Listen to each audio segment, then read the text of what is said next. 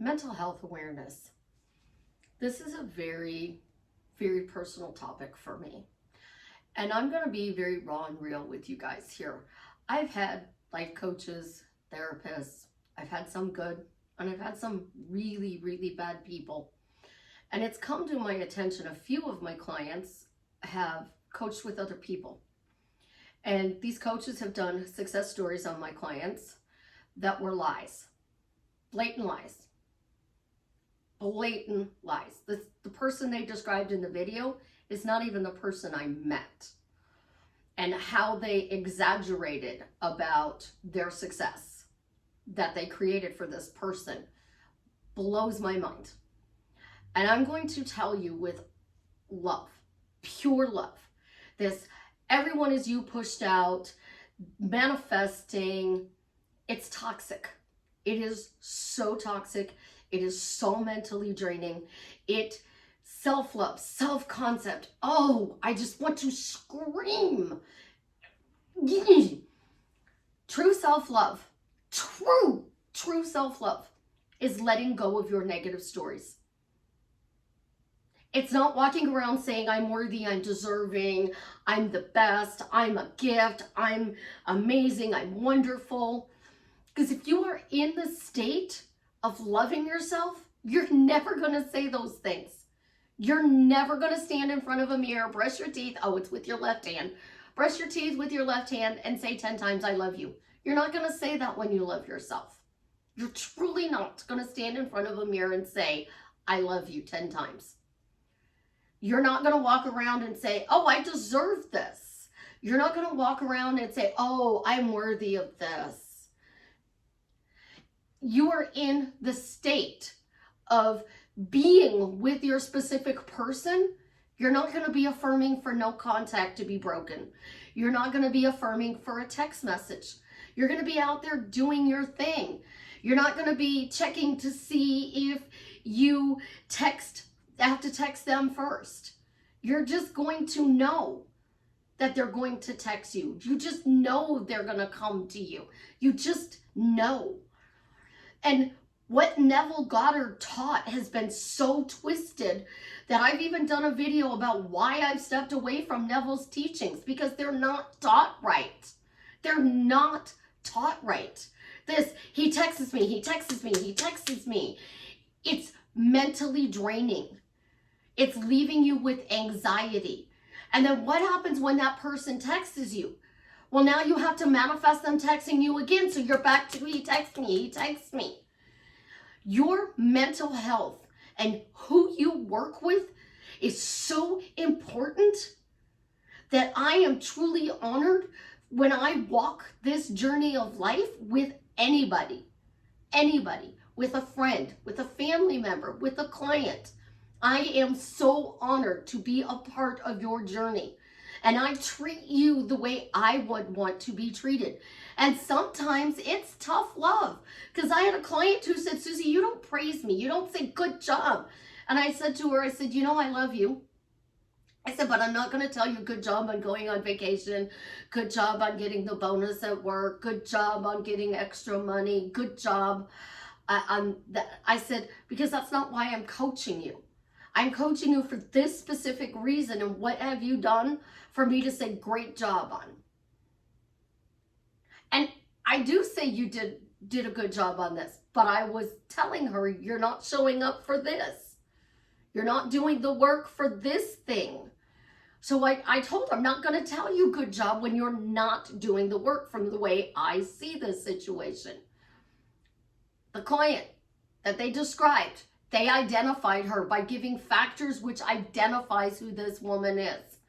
They told an outlandish story and they destroyed this woman. This coach and 2 others destroyed this person.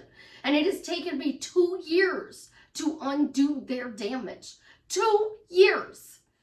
So when I say your mental health is a privilege, it is a privilege for me to guide you.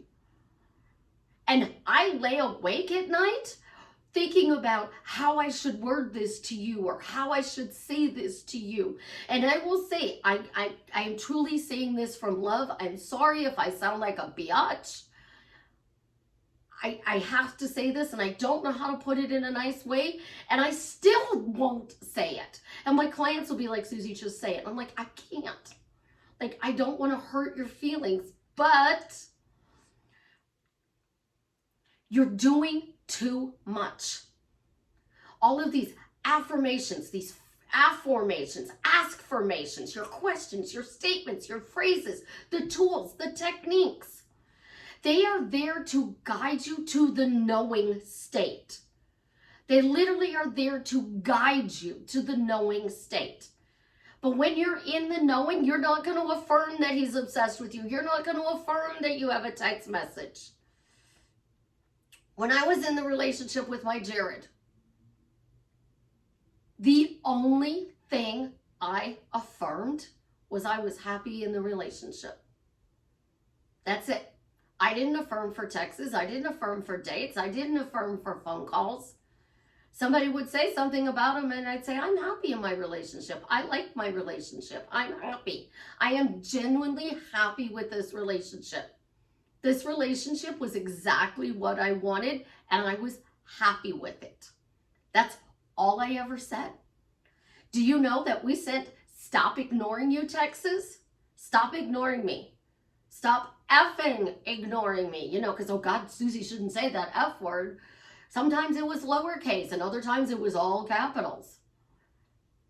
Depending upon how long we hadn't talked. Our schedules changed and we were trying to work things out with the schedule change. And there were periods of time where it was ignored. I never had to affirm when I woke up from a nightmare caused by the assault being replayed in my dreams that he was going to pick up my message in the middle of the night. I never affirmed for anything like that. I didn't intend he bring me flowers or coffee, but he did nice things for me. He did. Because I was happy in my relationship. And you have people walking around going, I'm a loving husband, I'm a loving wife. They don't even know what that means. You have people walking around saying, I'm happy in my relationship, and you're not. But you're telling the universe you are, and you're not defining it as to what makes you happy. So when you are manifesting, you're doing too much. And it's mentally tearing you down and it's breaking you down that I can't believe the number of phrases, questions, and statements that people come to with me. They'll tell me, oh, Susie, I can't do this one question because if I do this one question, it's too much. But they say 100 phrases a day. What do you think that's doing to your mental health? Constantly running this phrase in your head all day long. I have a silent mind. So I can listen to subliminals, I can watch a movie, I can listen to music, I can talk out loud to myself because I have a silent mind with no voice. But I can only do it for a short period of time. I can only do it for a short period of time. And then I have to stop because it's too much noise and it starts making me anxious. Not excited, anxious. Like, it's too loud. It's too much noise. Stop. It's like the kids are screaming at the top of their lungs and there's nothing wrong with them. It's like, stop. What's wrong with you? It's worse if it's like somebody scratched their nails on a chalkboard. That's what it gets like to me. So I have to turn it down. I have to shut it off. And I understand that I am the only person who says this. Your mental health is so important to me that I tell you, affirming is different for people who have a silent mind with no voice, a mind that talks to them all day long. Does it narrate to you? Does it make up stories? Is it positive or negative? I need to know that when I coach you because you will affirm differently based on that. So somebody's mind who is just talking all day long to them and is being negative, needs to tell their mind, well, thank you for warning me about this. I do appreciate this, but now we're going to go create that. You have to talk to it like it's a child.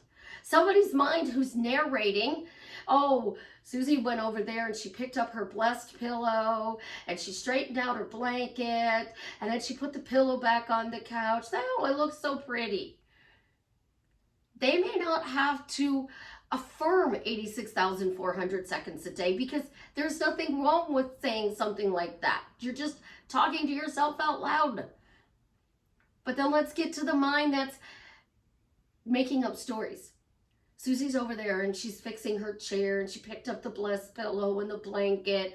Oh, well, you know, you're going to make up this story about, oh, Chance and Ophelia must have been jumping on the chair. How disrespectful that they came up here and blah, blah, blah, blah, blah, blah, blah.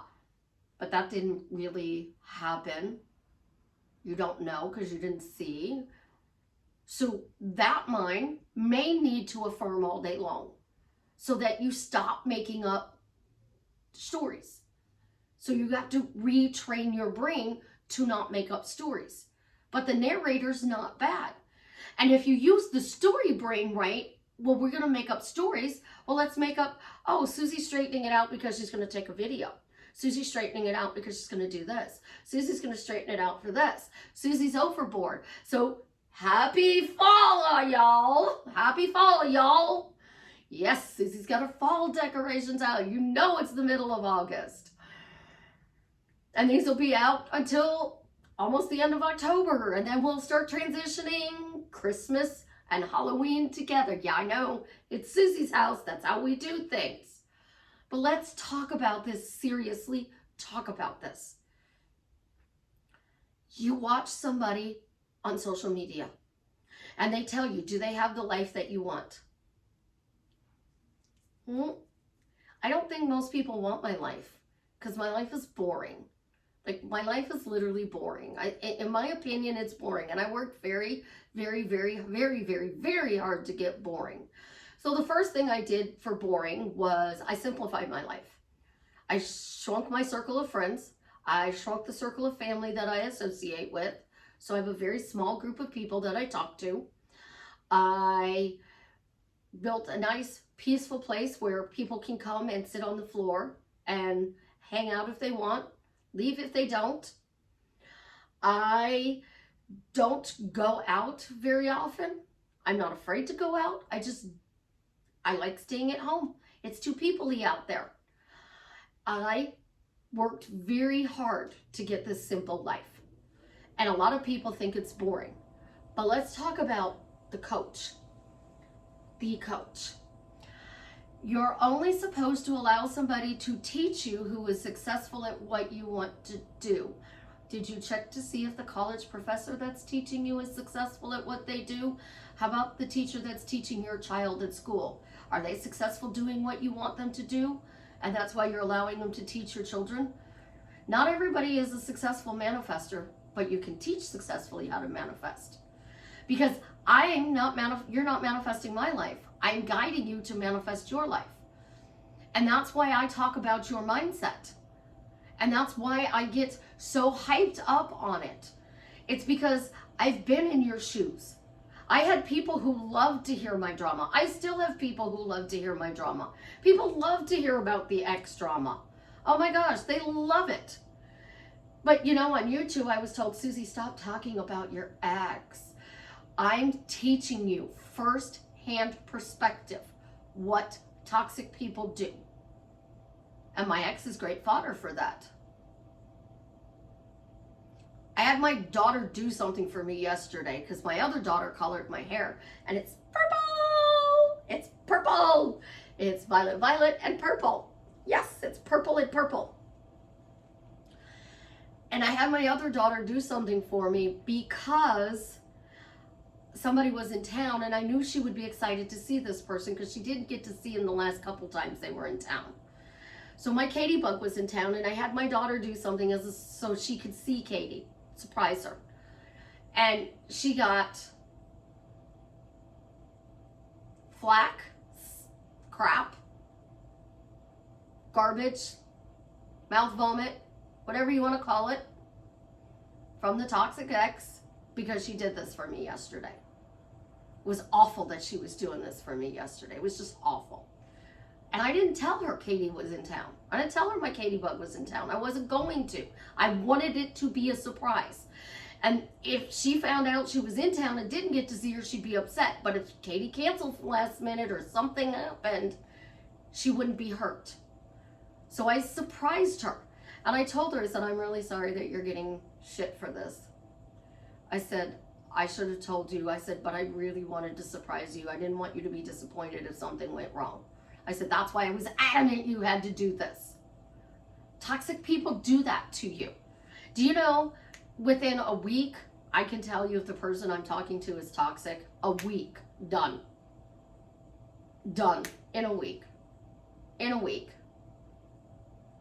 Weddings. A wedding planner will tell you that if the groom smashes cake in the bride's face, they're going to get divorced. We all have things that we can see. 30 years in a toxic relationship. I've known my ex-husband my entire life. My entire life. From the day I was born, his dad took my mother to the hospital. The day I was born. So I've known this man my whole life. Did I know he was toxic? Absolutely not. I was trauma bonded to this man by the time I was 3. 3 years old, I was trauma bonded. How many people can honestly say that they were trauma bonded at 3 to a person? How many people are actually dating nice people, but they're labeling them as narcissists or bipolar? That's not good for their mental health if they're not. And today we have women who are masculine and men who are feminine because we're doing everything. We switched roles, and it's not because of the feminist movement. It's not. It's because women have to work. Literally, you have to work to make ends meet. When I was growing up, my grandmothers didn't work. They didn't work. They stayed home. I don't know what our mothers did because they didn't work at first. Like, I don't ever remember my mother working. But yet I was with my grandmother a lot. My stepmother didn't work for a long time, and then she started, but she went to work from 9 o'clock in the morning to 1 o'clock in the afternoon. So she was there when we got up and there when we came home. It was weird seeing her have to go to work. But today, and the way the economy is, one income doesn't pay the bills. So you need 2 incomes. So the wife goes to work so she can still spend time with the husband or the boyfriend. So both people, whichever partner you are, same sex, opposite sex, it doesn't matter. Both people now work to pay the bills. You want nice things? Both gotta work. You don't want nice things? Stay home. And everybody wants the life that I built, where I get to stay home and help you all. But it's not what you think it is. And I tell people that, and clients come to me and they're like, you know, Susie, I love you, but I don't want to be you. I want to be me. And I'm like, we can make you, you, and still have your healthy boundaries, because let's get into unconditional love and self-love here. Unconditional love and self-love and self-concept. Healthy boundaries.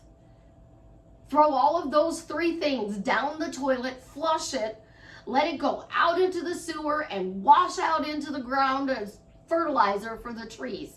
Get rid of those 3 phrases. Because self-love, self-concept, and unconditional love, you don't have boundaries. You love your newborn baby when it is born. You love your cat or your dog when you first bring it home. But the baby has to be housebroken. The dog, the cats have to be housebroken. So now you have a boundary. They have to go in their litter box, or they have to go outside and go potty, or go into the toilet.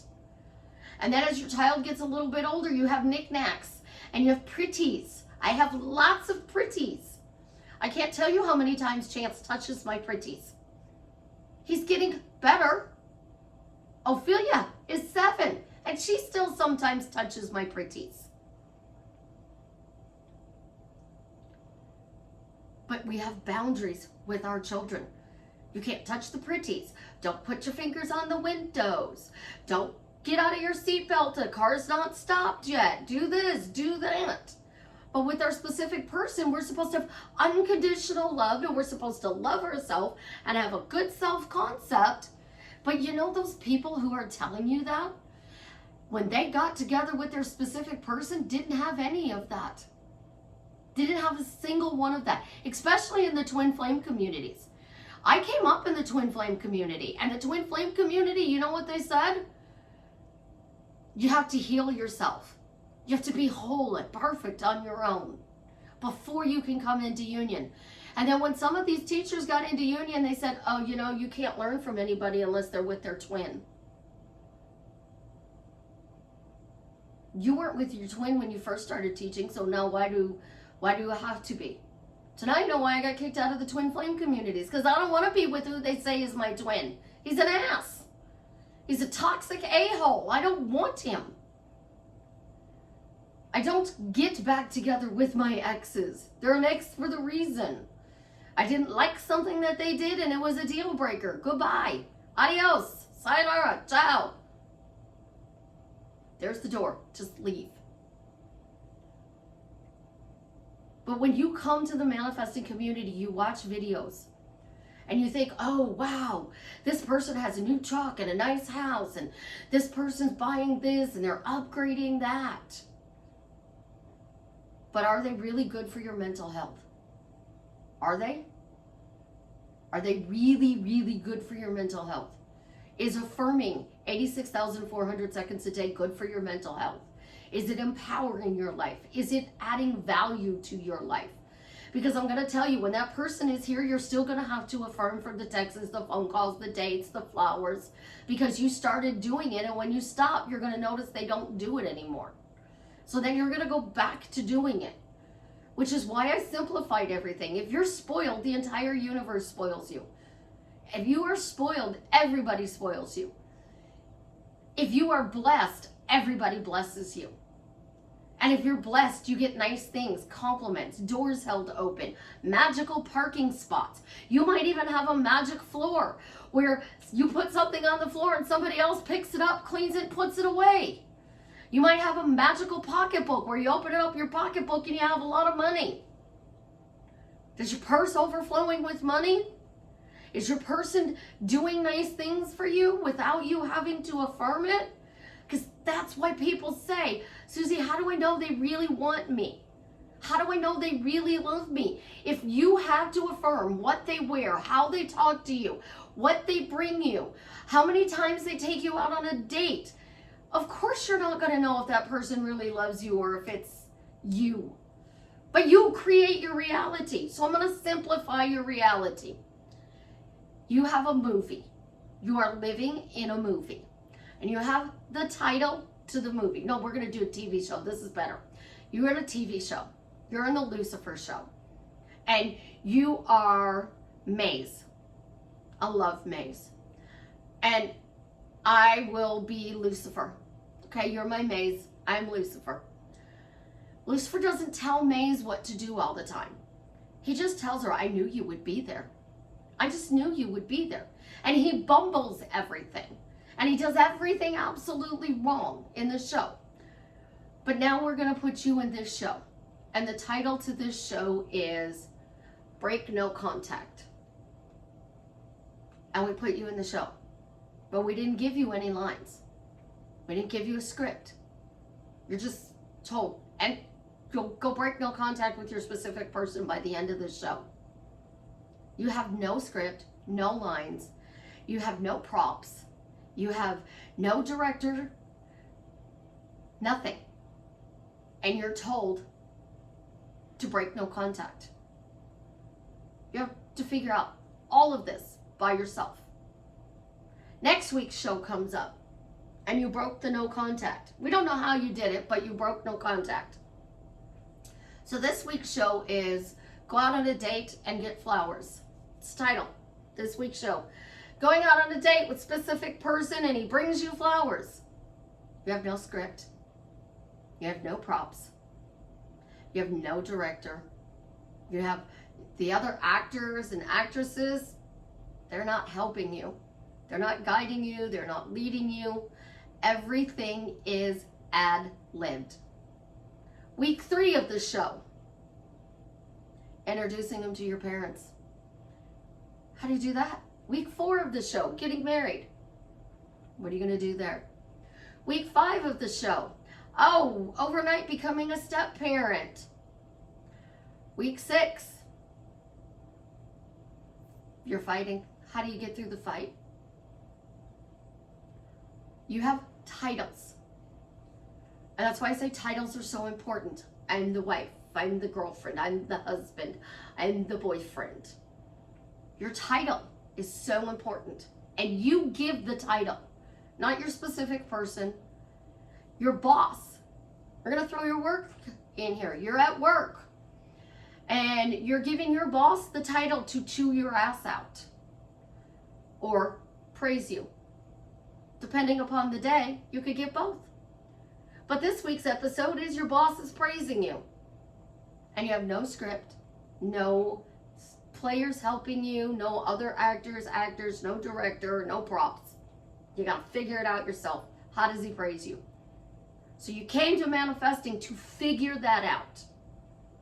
To figure out how to get all of these amazing things you want in your life. And then these people are giving you phrases, statements, questions, and you're just blindly running with them. But if I gave you the exact script to do it, you would be so happy. But I'm not giving you the script because you're not sitting in my living room talking to me. You're not sitting at my desk on a video call. I cannot give you the specific script. So you have to do the work. And because you started doing the work, you will always have to do the work. So I simplify everything for you. You don't like spoiled? Start saying you're blessed. You don't like blessed? Say you're lucky. You are struggling? Say I'm always winning. Because it revises and it projects. So it revises your past, it projects into your future, and you're saying in the now, winning, winning, winning, winning, winning. I gotta win, I gotta win, I gotta win. Oh yes, I'm winning. I'm winning at this game of life. My son's voicemail literally comes on, and it said, you've called a winner, and he's probably out winning. Is somebody out winning? He's winning. He's winning. His voicemail tells you he's winning. What does your voicemail say about you? Are you winning at the game of life? My voicemail, if you actually get my personal voicemail, says, I'm out changing the world with love, one person or canvas at a time. It literally says, this is Susie, your beautiful swan queen. You caught me while I'm out changing the world, one canvas, one person at a time with love. Leave me a message at the beak. Tells you I'm out changing the world with love. Tell you every day I'm successful at being a coach. Because my clients get success. My viewers get success. You get success because I'm here to encourage you. I'm here to raise you up. But if you did what I told my clients to do, and you stopped manifesting, your mental health would be so much better. You wouldn't be stressed. You wouldn't be upset. I saw a post on social media, and I literally was going to comment on the post, and I thought, no, I'm not going to do it. I'm not going to do it. I'm not going to do it. This person was asking how to deal with the negative. And the comments were self-love, self-concept, flip it. That doesn't work, guys. You got to clear the negative story. I have learned that if you don't let it out, and when you do let it out, it's not even your story. It was somebody else's. And a client who did my program on the negative stories. Every lesson was 4 pages. I had somebody else who did her own off of my program. She did her own off of my program about men and her concept of men, and found out that it was what she saw as a child, the way relationships were with the adults that she was surrounded with. Her concept of men was based on the way somebody else's boyfriend and husband treated their wives. So what did she attract? The same thing they did. And it was 4.5 pages long, that lesson for her. But she let it out and realized she was carrying somebody else's story. Your money problems, your specific person problems, your job problems, your family problems, those were handed to you by somebody. And you don't even say the phrase, the question, or the statement that you originally heard anymore, but it's locked in there as a memory. And that memory skewed the way you see things. So we unlock that memory and you go, oh, that's not mine. That's not mine. Oh my God, it's so freeing because that's not mine. That's ridiculous. That's not even yours. But I didn't see anything in this post because everybody's not going to prove that you got to clear the negative story. Because that is true self-love. That negative story is trying to teach you something. When you let it out, you clear and you never repeat that lesson again. Because you learned your lesson and you moved on. When you got good at math in school, they moved you on. When you got to learn how to write your name, they moved you on. Mental health is so important. So important. Because your mental health is what keeps you getting up in the morning. It allows you to be happy or depressed. And I pray that you guys watch this video all the way through because it is so important that you understand that not everybody thinks the same. This original thought, and then what happens when that thought comes in is your thinking. And then your thinking leads to feeling, and your feeling leads to speaking.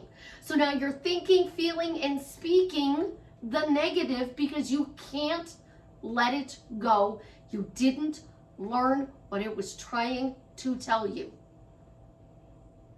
So then what does the manifesting community say? You're the generational curse breaker. You're saving the family from bad relationships and money problems. So they glorify your toxic bullshit that's going on. The spiritual community, you're chosen. Prayer in religion. Well, just because you love God doesn't mean you're going to get the easy path. Well, if God is all loving, why shouldn't I get the easy path? Why can't I be upset with God? Why can't I have a negative thought? Why can't I be angry? Because manifesting says you have to be happy all the time. But somebody else said, I want you to be, you need to be happy. You need more joy in your life. And I said, that would totally change my personality. I'm not this bubbly person who's going to walk around and laugh 86,400 seconds a day. I'm not going to go out to these weird parties. That's not who I am. I have a wicked sense of humor and I'm more reserved. Like I am a cross between Marilyn Monroe and Jackie Kennedy because those were two people I looked up to as a kid. It's warped. But those women weren't boisterous. Marilyn liked to go incognito down Rodeo Drive or in New York City. She would go out in public and just be. And then she'd strike a pose and everybody go, oh my God, it's Marilyn. Jackie was very private. She was very reserved. She was very elegant. But she also would handle a situation. And then when the situation was done, it was over with. She didn't fall apart. So I got really good qualities and some not so good qualities by looking up to those people. And then I twisted it with Jacqueline Smith. And if I ever met Jacqueline Smith, I would go total fangirl. I would totally go fangirl, because the older I got, the more I wanted to be like her. Beautiful, elegant, amazing woman. And I created that for me. But I do the fair flip, because I like the fair flip. I was born in the perfect decade, because the 70s, I love the 70s. I can wear the 70s clothes, the 70s hairs. My body was made for the 70s. Bell bottoms and all, because I literally have my bell bottoms on. When your mental health is good, it doesn't mean you're not going to have a negative thought. It doesn't mean you're not going to have a negative problem. It doesn't mean that there's not going to be an issue that comes up in your life. When your mental health is in check, it means when that situation comes up, you can handle it with grace and beauty. You're not going to be in a ball crying. You might cry. You might cry over days. But if you lose somebody you love, you have a right to be upset. Your child is acting out. You have a right to be upset. Your specific person is not being nice. You have a right to be upset. You're being disrespected. Oh, that's unconditional love, honey. You're supposed to love that person who's disrespecting you. No. Learn to set healthy boundaries, because healthy boundaries protect your mental health. Relationships, whether they're with your boss, your family, your friends. People ask me, when you get a job, what is one thing you expect out of me as your boss? Don't belittle me. Don't berate me. If you have an issue with what I'm doing, be respectful in explaining it to me. I don't do well with being belittled or berated. You will literally reduce me to tears. And I had a boss who knew that and would reduce me to tears because it was fun for him. He finally got demoted because they got tired of putting up with his crap. And they couldn't understand why he did that, because him and his wife and I grew up a town apart in the same area in Chicago. We both immigrated to the same area and shared the same birth date. But he was amazing to her and he treated me like crap. And we could never understand it. She could disrespect pizza, but I disrespected pizza. He would yell at me. And she'd say, shut up. You know this is crappy pizza. You've been to Chicago. When you put your mental health first and you let go of manifesting, it will save your life. You will not be a basket case. You will not be asking if you create everything. You won't care about the matrix. You won't care about living in a simulation. You don't have to have $1 billion to get out of the matrix. You just got to get your mental health in check. And when you get your mental health in check, you can do or be anything you want. Because now that tool that you're using to get married, it becomes a game. It becomes fun. It becomes, what's he going to do next? How's he going to surprise me next? What kind of text am I going to get? Is he going to be romantic? Is he going to be fun? Which one of my boyfriends is showing up today? Is it the fun one or the serious one? Is it the romantic one? I've not had a really romantic boyfriend. So if I get married again, he has to be romantic. And I am single right now by choice because I'm working on my business and my family. But I'm still manifesting for a relationship, but not in the way manifesting teaches it. How cool would it be to date Jason Momoa? It would be freaking amazing. This guy does incredible things. I am so proud of how he uses his celebrity status to help better the world. I am so proud of him. And I love his comical side, his fun side, fast acts with the little pigtail space buns. Like, freaking amazing, painting his fingernails. How secure is that person? He's so secure in his masculinity that he can go on TV, paint his nails, and wear space buns. How cool is that? Like, everything I learn about this man just makes me more and more proud of him. But how many people actually tell their specific person, I'm proud of you? I told a client yesterday, tell them you're proud of them for doing this. I'm so proud of you for doing this. Thank you. The client's son said, don't write that, Mom. Don't write that. Don't write that. Don't tell him that. And I'm like, it's a big... Like, I'm proud that he recognized this issue and said he would not do this. I'm proud of him for doing that. So tell him you're proud of him. You're in the middle of an argument and he says, we can't argue in front of the kids and you guys have kids. Say, I'm proud of you for saying that. You're right, we shouldn't be arguing in front of the kids. And stop arguing. And the next time he wants to argue and the kids are around, remind him, I am so proud of you for bringing up we shouldn't argue in front of the kids. We need to take this discussion down a level, go in another room. Because when you do that, you change your relationship. With one word, I'm proud of you. How many people actually teach you to praise your specific person? You want to be married to this person for 18,262 days, which is 50 years. We all want our grandparents' marriage. But I can tell you, my grandparents didn't have the perfect marriage. They argued. They fought. My grandmother had to go to work. My grandfather was sick. The other grandparents, they weren't perfect either. My one grandmother was divorced. My step-grandparents, no, they didn't have the perfect relationship. But at the end of the day, they worked it out and they found a reason to stay in that relationship. And today, we don't find reasons to stay. So it messes up again with our mental health. It's easy to walk away. I'm going to block this person. I'm going to walk away and then I'm going to manifest them back. Why would you want to learn from somebody who tells you to block the person you love instead of work it out? Please be careful who you learn from, who you follow, what you teach your children. If you have poor money skills, teach your children. Tell them you're amazing with money. You'll always have money. You always have money. Always have money. And bills will always be paid.